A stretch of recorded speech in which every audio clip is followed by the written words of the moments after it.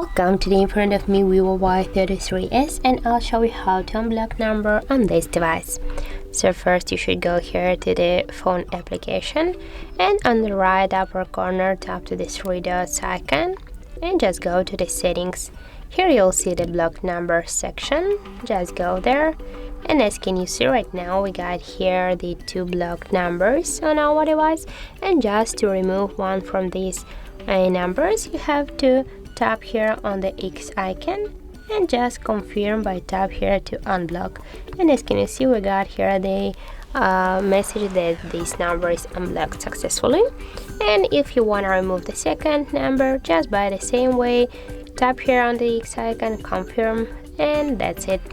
We have no just numbers at the moment on our blacklist.